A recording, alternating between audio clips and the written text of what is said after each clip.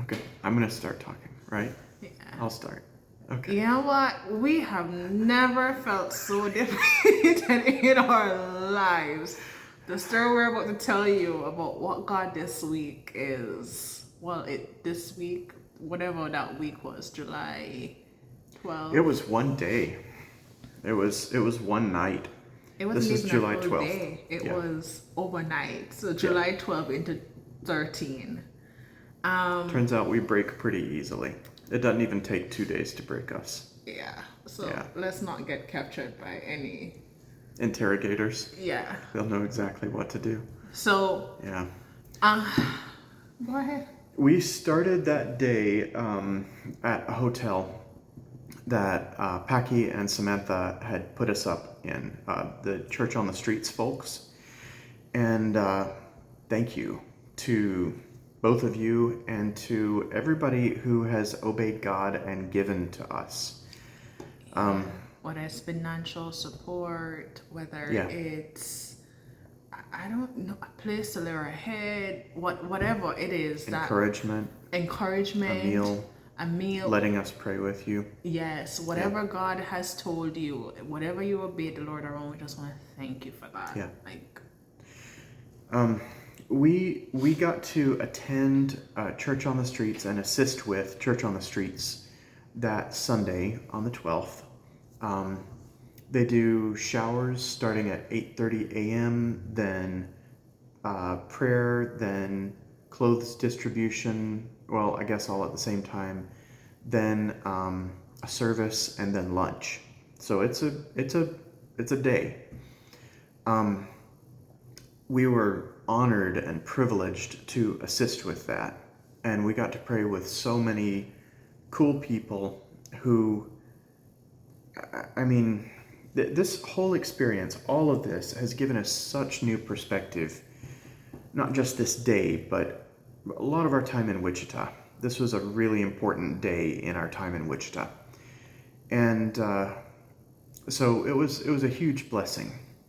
And then the service was over. And then lunch was over. And we helped load a piano onto the back of Packy's truck. And then we were trying to figure out our next steps.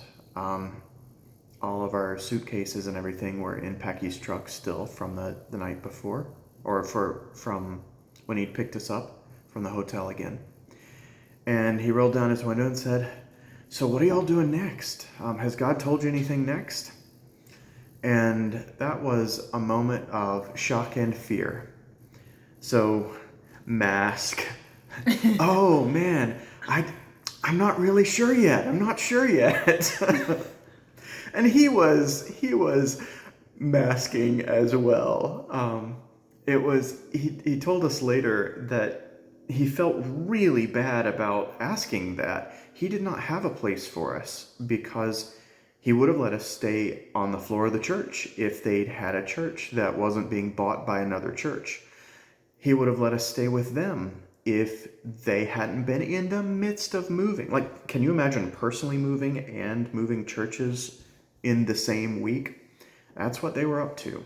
So they were in the midst of a bunch of disruption that was keeping them from really going above and beyond the remit that God had for them, for us. So God kept him safe from trying to rescue us in that respect. Yeah. It was good.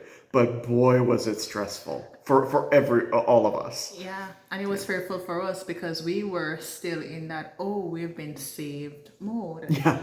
And so it's kind of like, oh, we're not saved. God, there is more to be done here. Yep. And so then God brought us back to, I am your savior, not anyone else. yeah, and there's still work to be done here. There is still my agenda. If you watch the last video, we talked about God telling us about don't get pulled up into other people's agenda. Figure out, like, let him direct our path here because he has an agenda for why he has placed us here. Right. In Wichita and in that moment, etc. And so we went from what felt like one of the highest highs in Wichita. We've had many high highs in Wichita. I don't know. It was the reliefest relief, at least. To what I consider one of our lowest lows in Wichita, depending on your perspective. In that moment for in me, our marriage, in eh, the last several years of life, in the something last like that. in my entire life, right? But it also depends on perspective. But for me, throughout that entire experience that we're gonna share with you, it was a lowest of low. I've Yeah, never felt that defeated in my life. yeah. So we told him no, we don't know what we're gonna do, and he offered to keep our bags for us again, and we said, oh, okay. And he offered to take us to the homeless shelter. We got in the truck, but as we were driving, and he was offering to take us to the homeless shelter, we felt, just as soon as he started describing the danger there, not real safe for women, there's gonna be theft, don't take your bags. I just realized there's no way that I can subject Shanielle to this without a clear, explicit order from God. Yeah, and even in that, he was talking about that, and in my mind, I was mentally adjusting to adopt the ways of the homeless, which would be in direct violation of an instruction God had given to us the day before. Like, you're not homeless. Do not adopt the ways and the mindset of the homeless. So We talked about that in the last yeah. video if you want to dive deep in that. And Paki, in sharing all of that, my mind is like, well, if the homeless shelter is all that we have for now, I need to follow his instructions. I need to take every piece of advice that he has to give and so forth. And so I started shifting stuff around. I decided, the only thing I'm carrying with me in there is my small handbag, and so forth. And ladies, you all know that your small handbag can have a little bit of toiletries and all of that stuff all fit in. So that was where I was at. And then we stopped to pray. Your handbag is about the size of a handkerchief. That is a very small handbag. But it works because it has a lot of compartments. Okay, if you say so. Right? But we stopped to pray. And we were pretty stressed right here. Packy's telling us about the dangers of this place. And we're like, okay, well, that's not it. But I don't know. I can't lug around 5 suitcases. It's 2 backpacks and then 4 suitcases, 4 rolling suitcases. That's not going to work. I can't do that all day. And so we'd already tried that for even just for a few hours the day before. It was, it's not doable. So I repacked and we handed Packy all of our bags. This is getting to be a theme now. We had left all of our bags with Roger the 2 days ago, and then, or 1 day ago, and then left all of our stuff again with Packy. But Shanielle said, so we were praying. We paused to pray in the middle of Packy giving us all this advice about what to do and not to do.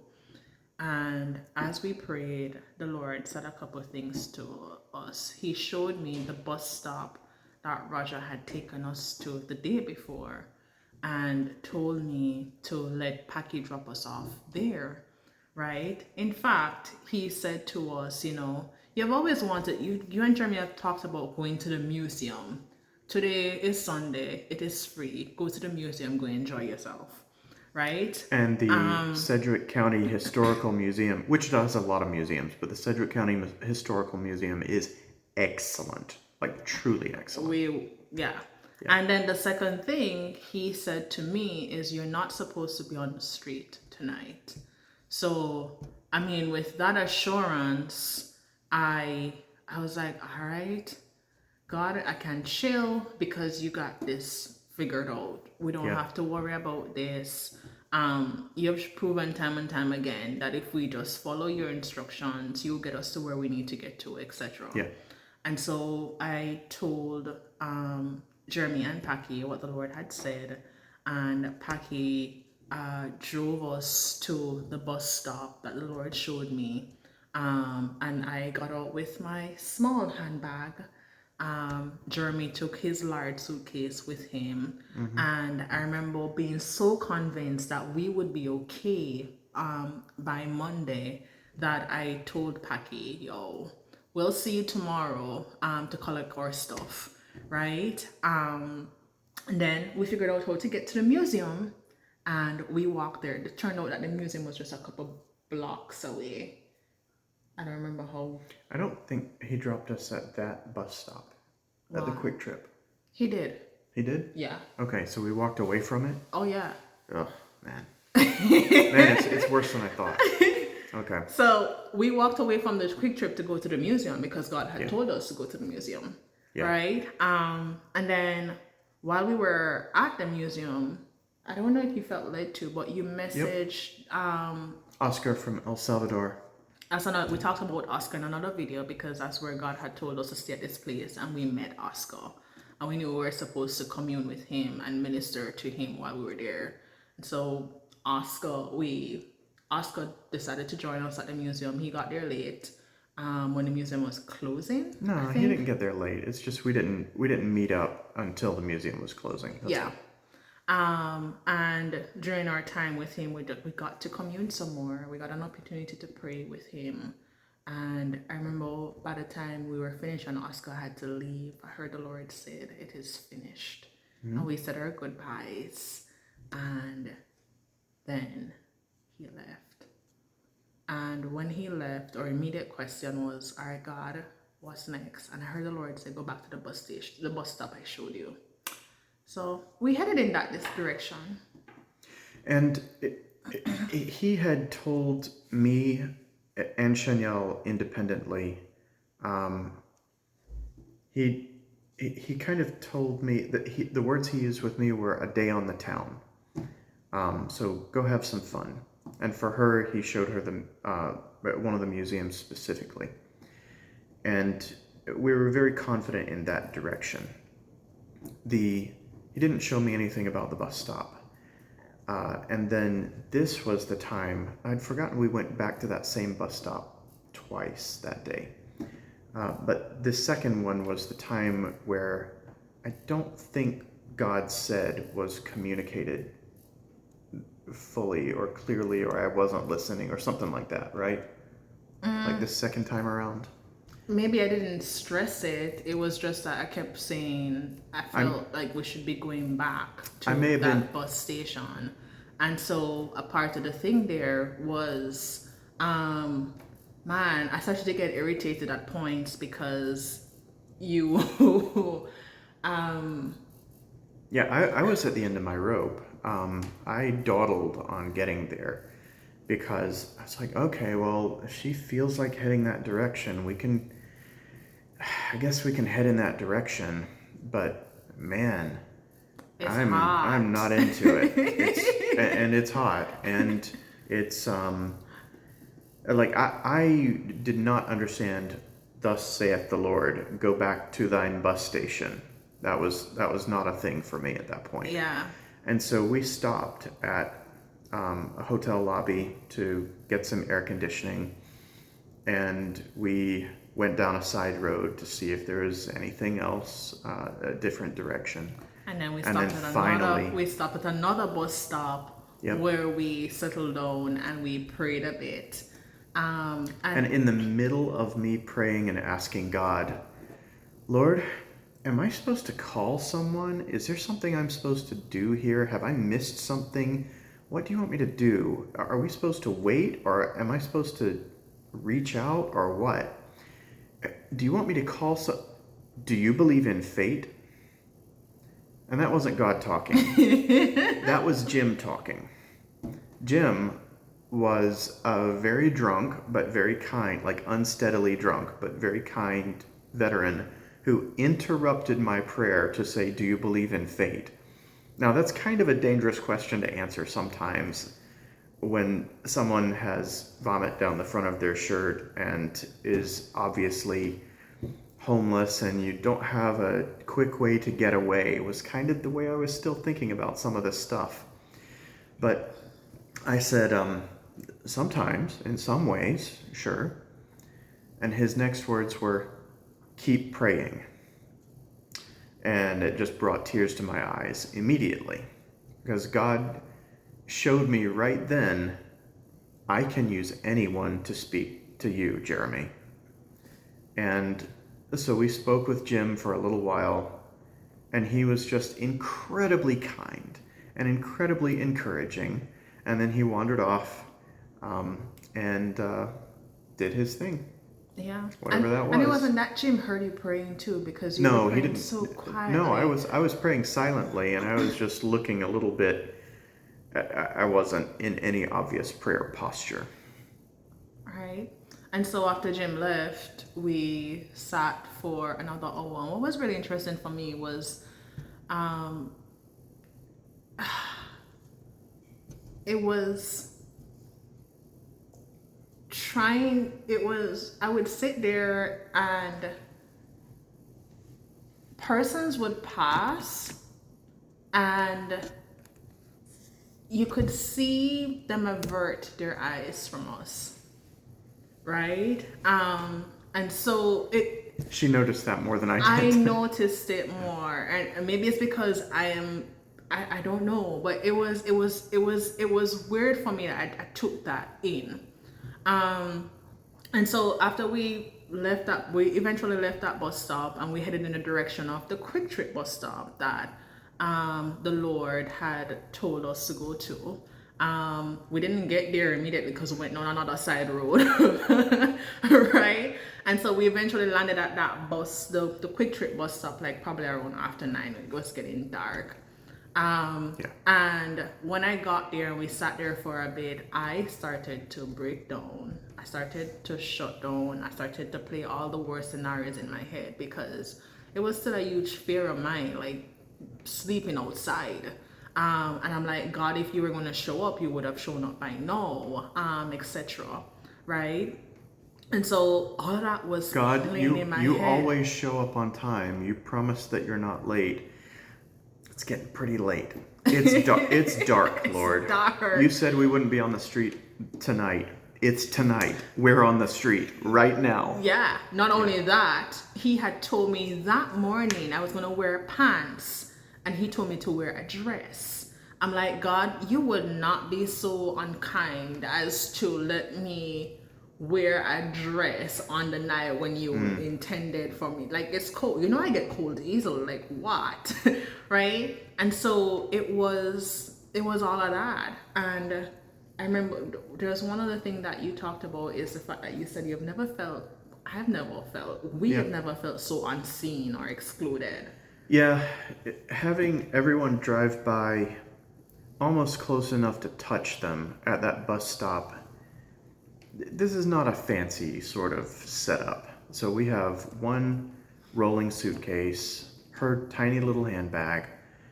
We've got we've got our phones, and I do have data, but we didn't have any way to do anything with this. We had, I think, $90 total between different bank accounts, and we couldn't move the money around to combine it into that and get a cheap hotel room for the night. And all these people were driving by 12 feet away from us, from big groups of motorcyclists having fun, roaming around the city, to families hanging out the windows of their cars and looking straight at us and then driving away. I mean, everybody's got their own bubble going on, and everybody's got their own thing. I have never felt so unable to access what used to feel like normal life. And that was a pretty disconcerting experience. Mm-hmm. And I mean, we were talking to a friend of mine back and forth, not getting into details around what was happening, because God had told me, could reach out to her. And so just kind of general updates. We're safe. We're safe, letting her know that we're still waiting for the Lord to provide this thing and so forth. And so we had that going on. And then in hindsight, at the time I didn't think about it, but we had a series of temptations or tests Some of which we passed. Right? And this was around. And we needed each other for all of these. Like we would have failed if we'd been by ourselves on these. Yeah. And this was around, are we willing to, despite the situation that we're in, despite the discomfort that we're feeling, despite the fear, are we willing to stand on what we know God has said before? The first one happened at about after 10, where I'm At about 10. At about 10. I am starting to I'm panicking already, and I'm getting to that place like, maybe let me go check Airbnb. No, in all the time that we've been in Wichita, we have never seen an Airbnb for less than $50. Yeah. 50 something dollars. And that night when I asked Remy for his phone, I pulled up Airbnb. I very reluctantly handed it to her because God told me in that moment, it just reminded me, what's yours is hers. This is her thing. This is not for you to make the decision for her. And I felt strongly I was supposed to hand her my phone. Like, do not take the decision away from her by physically, like by not reaching in my pocket. And so I pulled up Airbnb and typed in Wichita, put in the date, and what did I see? An Airbnb for $35. And I was so bloody tempted to book it. And then I remembered just... No, you didn't remember. You knew all along. Maybe I did. But you definitely knew. It floated up for me that if I spent that $35, I would be breaking a commitment I had made to the Lord just that morning at the hotel. From an explicit instruction God gave you. From an explicit instruction that God gave me, that the rest of money that we had in that account was not to be spent on needs, but something that I desired because it was my birthday money. I do have a video talking about that, to give you the setup for that. And then Jeremy helped. He did not, I don't think he even knew what was going on there. But no, he said, I knew exactly what was going on there. I saw the phone. Yeah, he said, what did you say? I said, baby, you know what God said. You know you're not supposed to. Please don't. That he did. And I remember when he said it, it was like, oh, he's right. And I closed Airbnb and handed the phone back to him. Because I was like, in that moment, I knew what the Lord had said. I knew what I had committed to. And I was not willing to disobey the Lord with that. It was going to have to come through another way. And I was so proud of you. But I didn't want to tell you that right then because we were mad at each other. Oh, I was not mad at him. I was mad at the situation and totally just shutting down. I was in full lizard brain survival mode at that point. And then came the next test or temptation. This one was for me. This one was for Jeremy. Yeah. Ta-da! So, a fellow walks up to the bus stop and acts surprised to see us there, and then walks away. About 5 minutes later, I realize he's sitting down outside the bus stop over to the left. Mm-hmm. And then he comes back after a little bit and just asks, "Are you all okay? Are you safe?" And I said,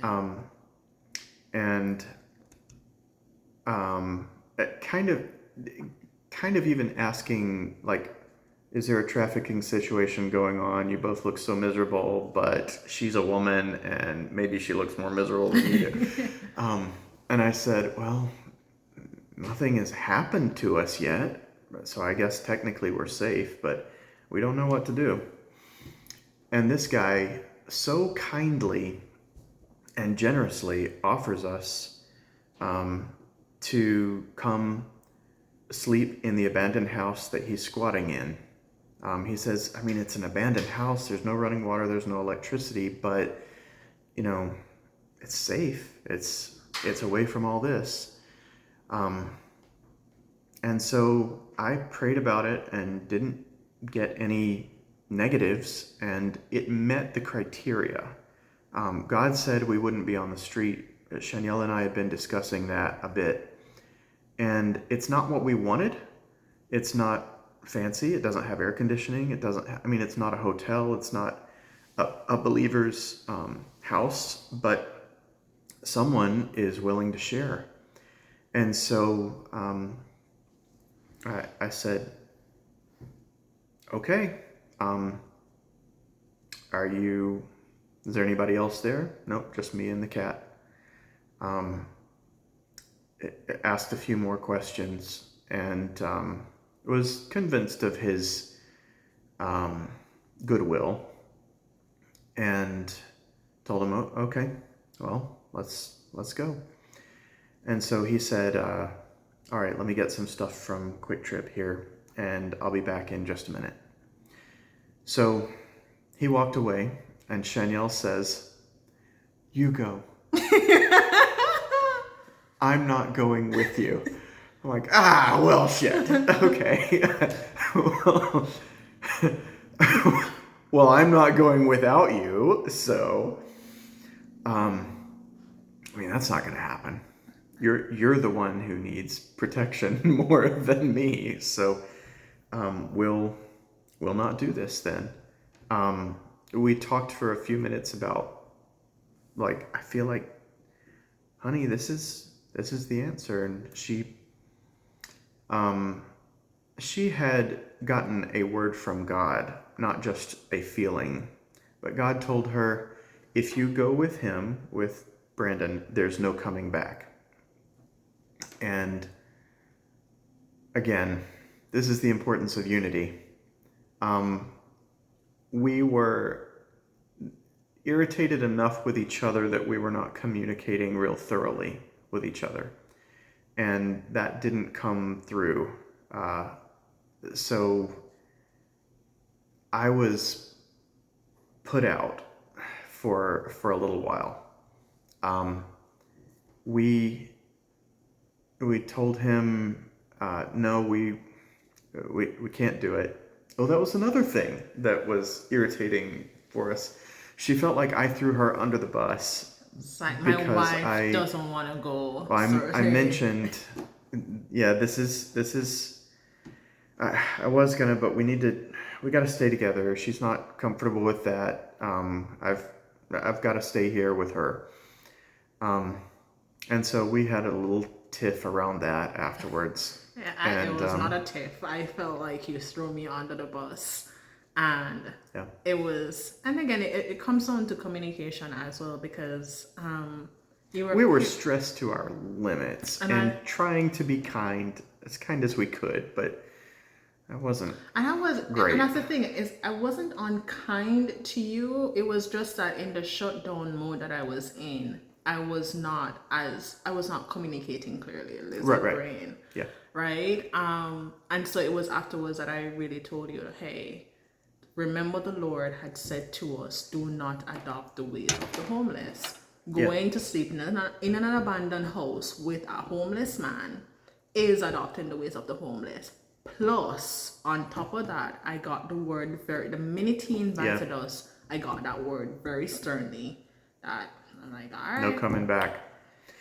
So that was a little scary. Once she mentioned that explicitly, I don't remember if that was 30 minutes later or 4 hours later, but once she said that, I was like, oh, well, duh, okay. No can do.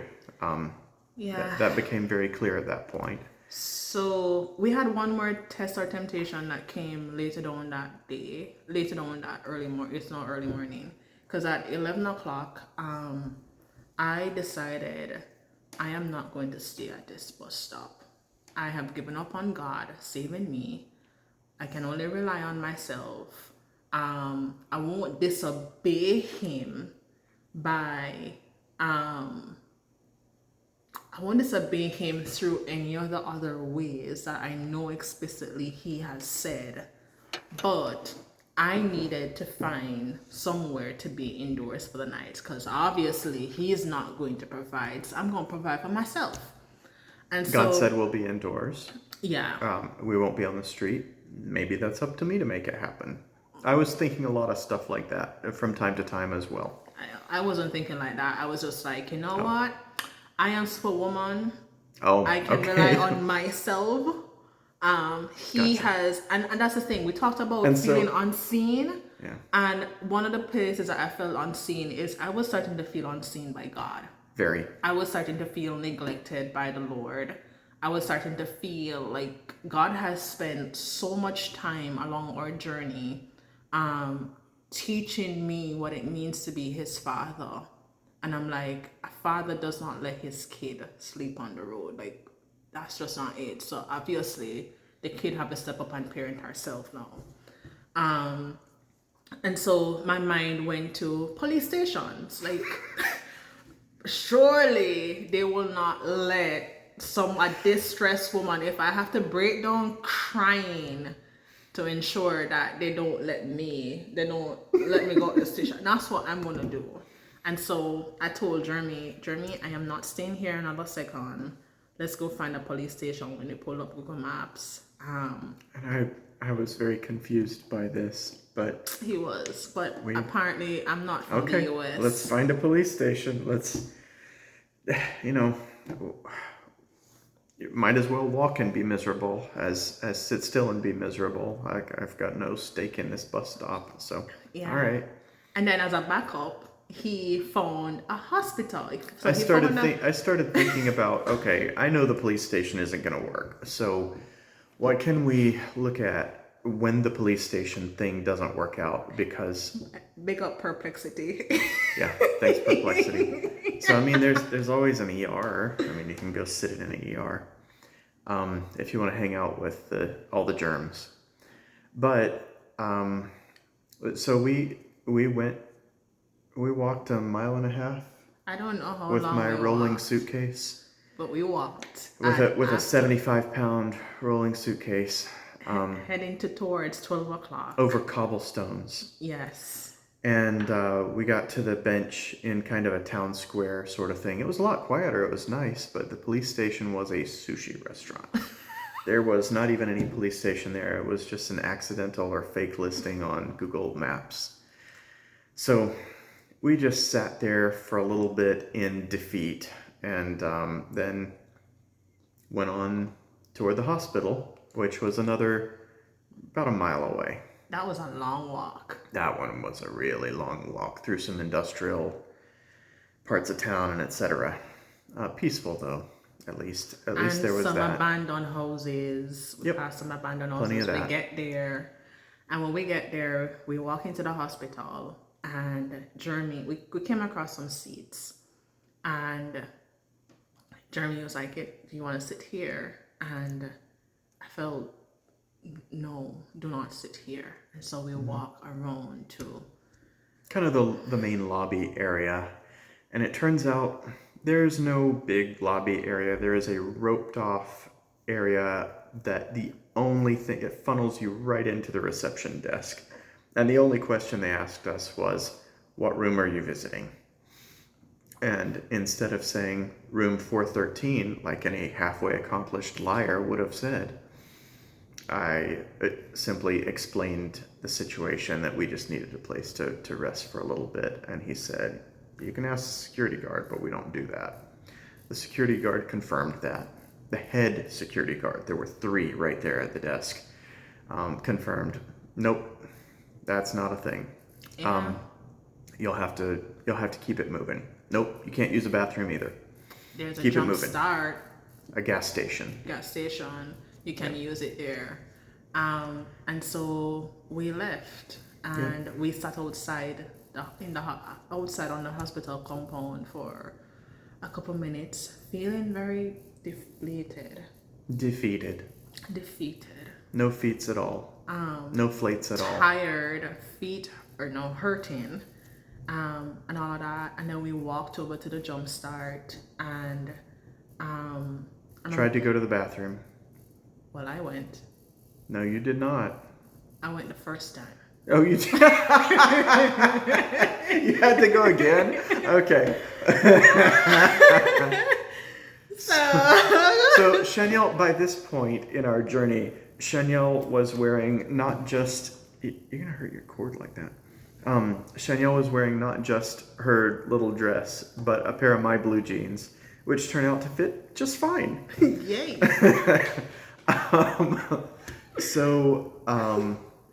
Along with a belt of mine that has kind of a tricky mechanism, it's a slide catch sort of thing. And so we managed to go to the bathroom, and we were leaving, and there's a security guard outside that we didn't know where to go, so we were just kind of asking him. We thought he was a police officer. Yeah, yep. So Chanel lit up with that. Okay, there we go. But he was a security guard. You can tell if like police officers don't have Punisher badges on their uniforms. That's only security guards or ICE. You do realize that I wear glasses, and it's now almost 2 o'clock in the morning. You had your glasses on. I'm just saying. You had your glasses on. But this guy was very kind. Will was very kind, and talked to us for a little while. Let us sit down for a little while. There's a lot of keep it moving when people suspect you are homeless. Tremendous amount of keep it moving kind of attitudes.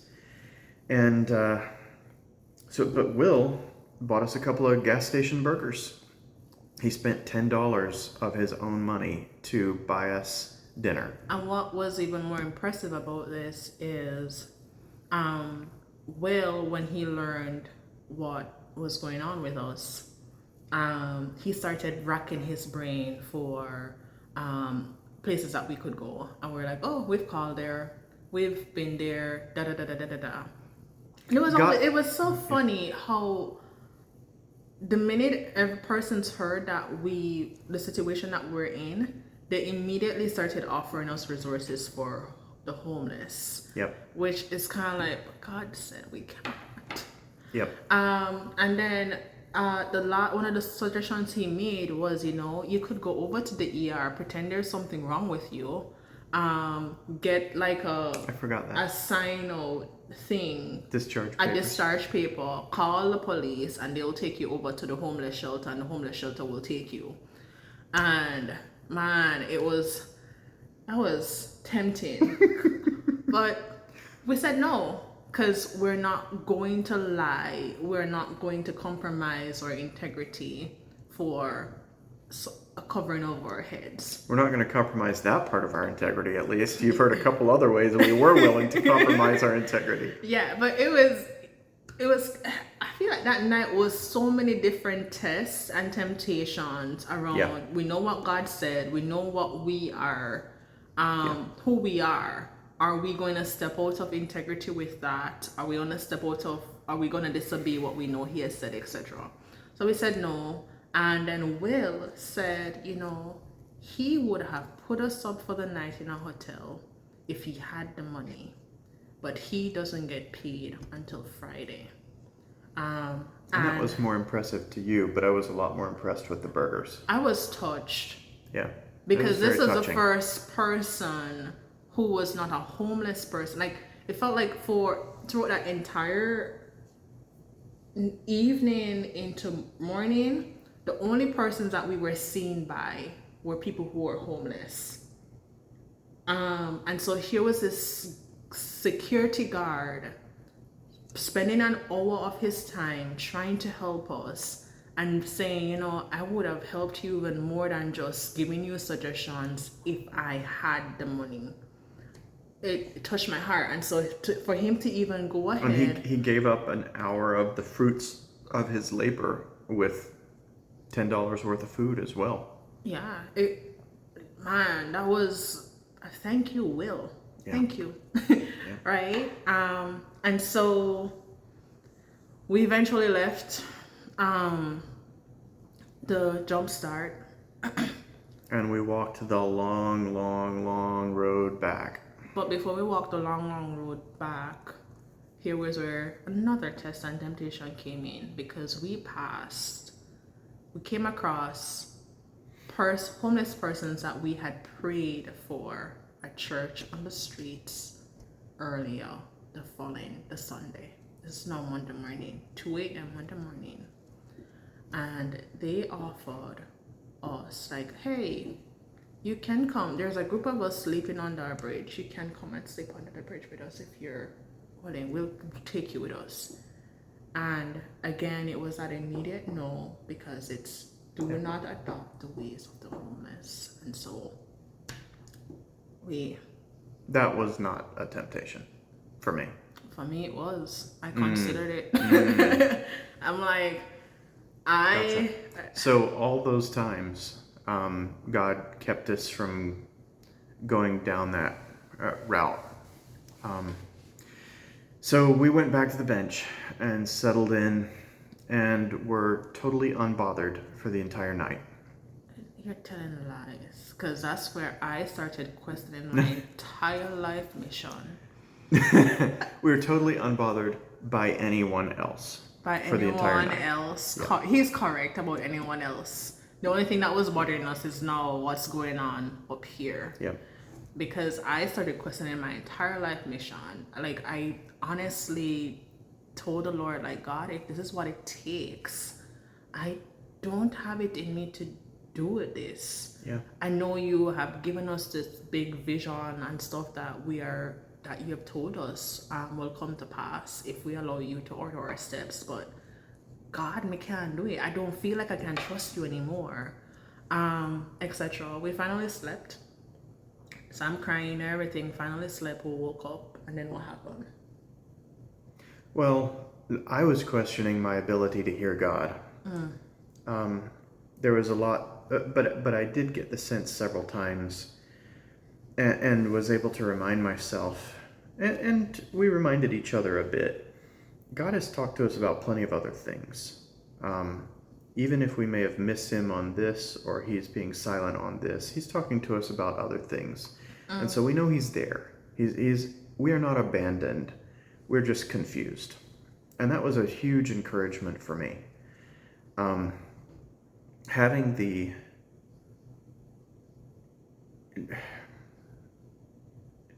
we talked to some people the next morning.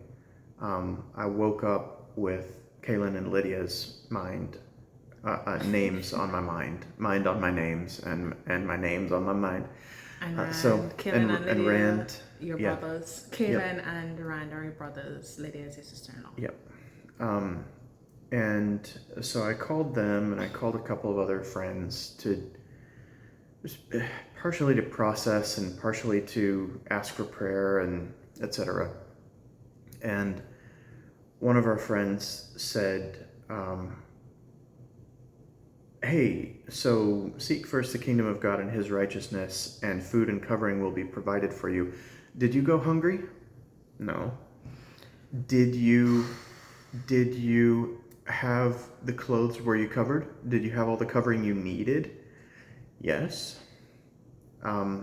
So he was able to rule that out for me, for like, God hasn't violated a promise on that. As far as you're not meant to be on the street tonight, that was still quite confusing, but at least there's no biblical promise that was violated. And so that was hard, but it was a lot more straightforward after a couple days of processing.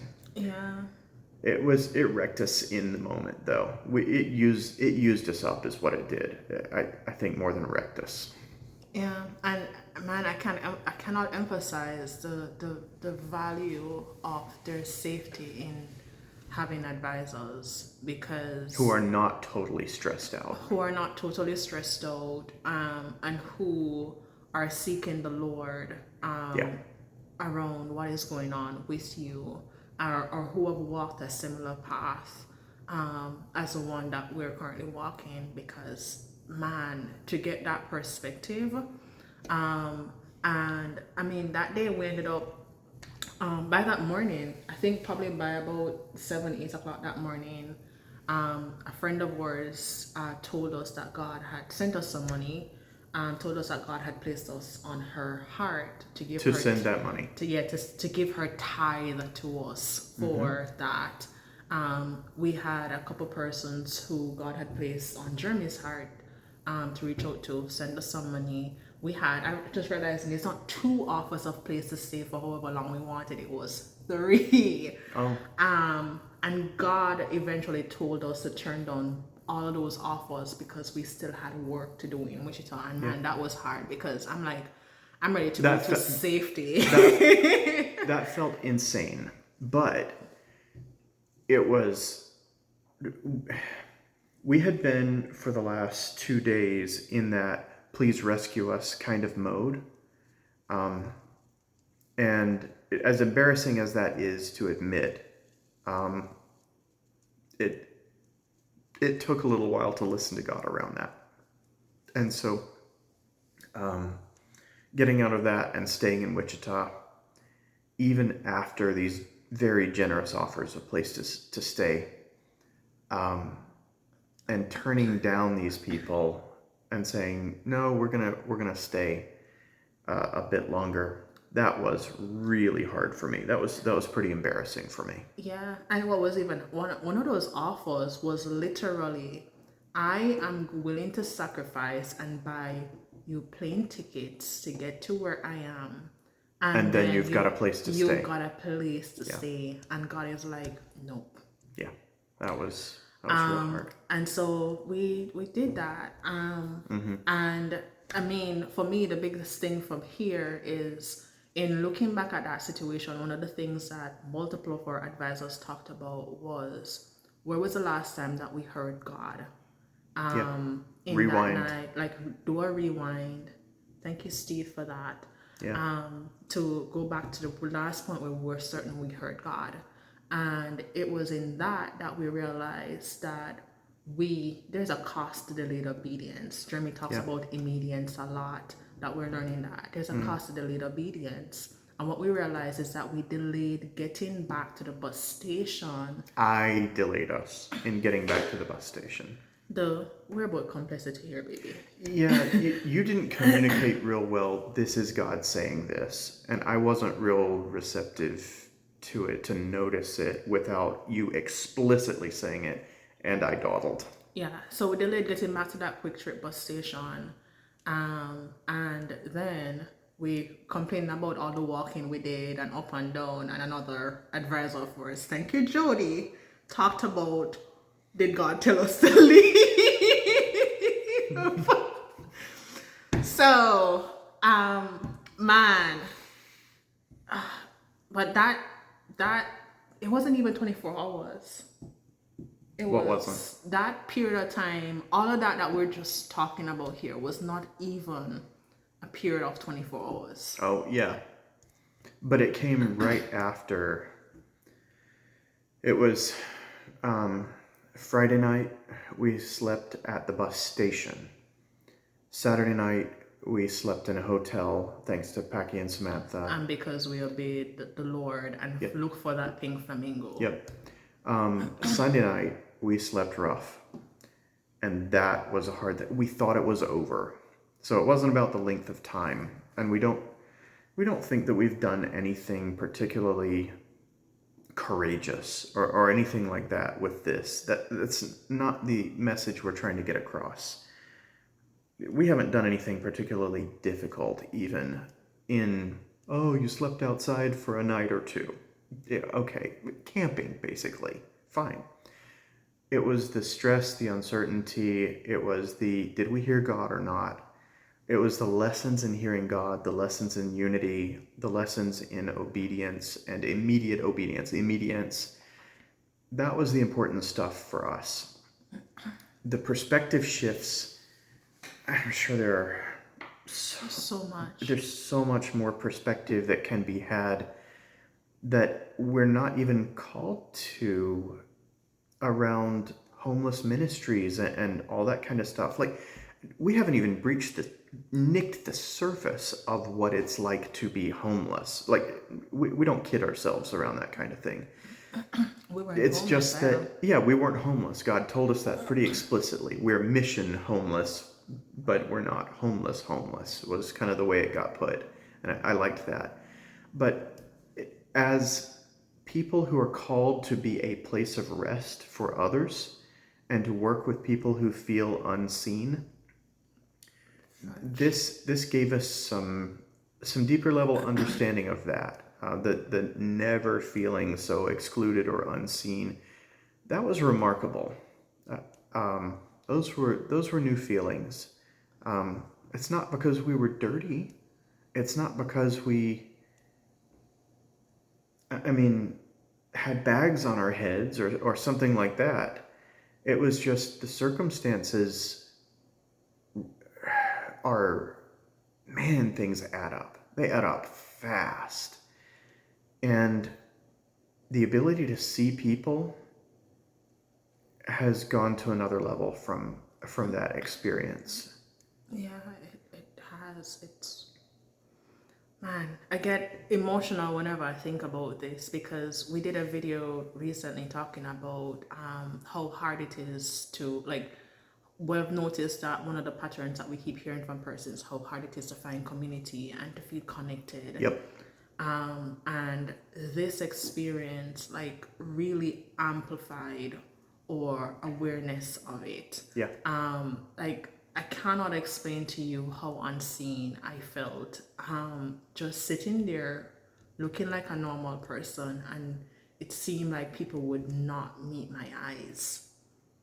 Since then, we've had a new awareness of how lonely so many people feel. Christians, non-Christians, people dealing with a certain problem, people dealing with any problem.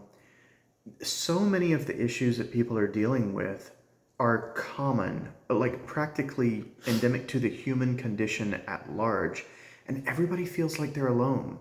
We've realized that aloneness, that loneliness, is so much more common than we had thought it was. Yeah. And it's just put us even further in the mind that we must connect with people. We must connect people with each other. That's a big part of our ministry, and our hospitality is a big part of our ministry. In whatever ways God shows us how to be hospitable, whether it's meals, whether it's a place to stay, whether it's stopping and having a conversation. Just that hospitality in Christ is so important. Whether it's also in the Pink Flamingo mission, and in your voyage communities, it's bringing people together to be able to share, not to heal from things, and to share and to be in community and to share with each other and to be witness with each other. I mean, one of the things that I hear commonly in the Pink Flamingo University is that sense of being witnessed, right? It's that sense of being seen. And I just remember when I was on my own Pink Flamingo journey and so forth, like feeling so alone. Yeah. And feeling so unseen and putting on this mask and pretending I was okay when I was far from fine. I tell you, this experience is doing something to our minds. Yeah. There's a verse that says, "Confess your sins to God, so that He will forgive. He's faithful and just to forgive your sins and cleanse you from all unrighteousness." And very shortly thereafter, it says, "Confess your sins to each other, that you may be healed." There's something so healing in being witnessed and being seen, and if you are struggling with something, anything, there are other people struggling with it. There are other people who have been through it, who have gotten through it. They're done with it, and they have grace for you. It's not just God that has grace for you. It's His people that have grace for you as well. Yeah. And that community with those people who can understand you and see you and enjoy you and have grace for you and be hospitable for you, it's for you. It absolutely is for you. You're not meant to do it alone. Yeah. And I just want to let you all know as well that you're not unseen.